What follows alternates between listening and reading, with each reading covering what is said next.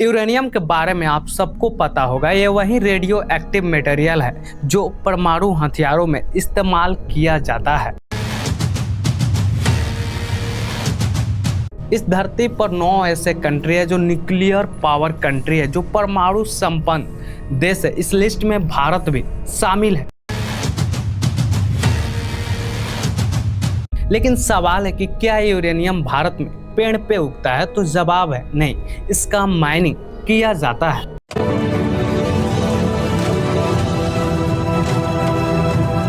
लेकिन कहाँ होता है, आइए जानते हैं। हम बात कर रहे हैं जादूगोड़ा गांव का।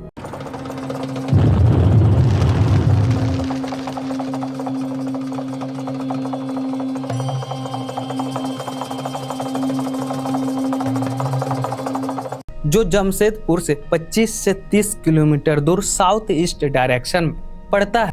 भारत के उड़ीसा में सबसे ज़्यादा माइनिंग किया जाता है, लेकिन यहाँ पर यूरेनियम का माइनिंग नहीं किया जाता है। मेनली यहाँ पर आयरन कोर, क्रोमाइट और बॉक्साइट का माइनिंग किया जाता है। वहीं झारखंड के जादूगोड़ा गांव से 100 मीटर दूर पहाड़ के 600 फीट नीचे बड़े बड़े चट्टान को ड्रिल या ब्लास्ट करके नीचे रास्ता बनाया जाता है।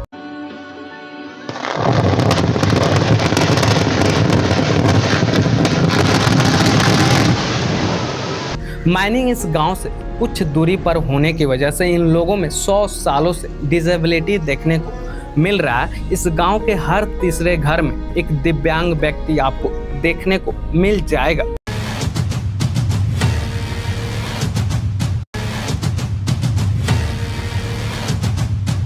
जिस गंदे पानी में यहाँ के लोग घरों का बर्तन धोते हैं, नहाते हैं, बच्चे खेलते हैं, उसी से जानलेवा बीमारियां हो रही। वहीं यूरेनियम जो भारत को न्यूक्लियर पावर बनाता है, लेकिन वहीं यूरेनियम यहाँ के लोगों के लिए श्राप बन चुका है। खतरा होता है, नर्वस सिस्टम खराब होने का खतरा होता है, लोगों की सोचने समझने की सद्बुद्धि जो है खत्म हो सकती है। लेकिन ये जो 1 से लेकर के 10 मेगावाट मिलीवाट तक ये जो रेडॉन गैस उत्सर्जित हो रही है, इसमें 3 सबसे बड़े खतरा है। सबसे पहला खतरा है कि कोई भी महिला का गर्भपात हो सकता है। दूसरा खतरा यह है कि समय से पहले महिलाओं का डिलीवरी हो सकता है। और तीसरा खतरा यह है कि बच्चा अगर जन्म लेगा तो बच्चा विकलांग जन्म ले सकता है। ये 3 कारण ये बताया सर। जादूगोड़ा टाउनशिप में कई गांवें शामिल हैं। अगर 2011 की सेंसस की बात करें तो 50,000 से भी ज़्यादा लोग इस टाउनशिप में रहते हैं।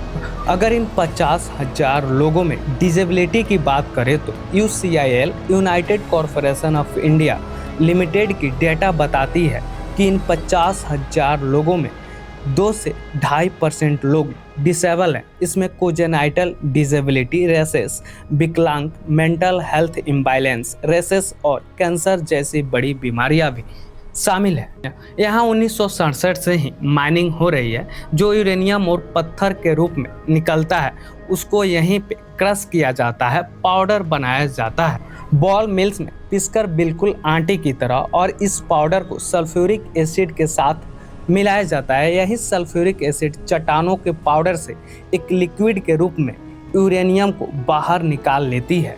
इसके बाद इस लिक्विड यूरेनियम का प्यूरिफिकेशन और प्रिसिपिटेशन किया जाता है, और लास्ट में इस लिक्विड यूरेनियम को लिक्विड से सॉलिड स्ट्रक्चर देने के लिए हाइड्रोजन पेरोक्साइड मिलाया जाता है, और इसे सुखाने के बाद जो ठोस पदार्थ प्राप्त होते हैं उसे येलो केक बोला जाता है। और इस येलो केक को ड्रामों में भरकर हैदराबाद भेज दिया जाता है, और जो वेस्ट मटेरियल बचता है उसे इसी गांव के पॉन्ड्स में फेंक दिया जाता है। यही पॉन्ड्स का पानी बहकर दूसरे पॉन्ड्स में जाता है, उसके बाद दूसरे नदियों में जाता है, और यहीं के लोग इस पानी का उपयोग करके डिफेक्ट और इफेक्ट हो जा रहे हैं। साथियों, अगर आपके प्यार दुलार से इस वीडियो पे 1 लाख व्यू आ गया तो मैं इस गाँव जादूगोड़ा में जाकर आपको एक एक चीज़ दिखाने वाला हूँ।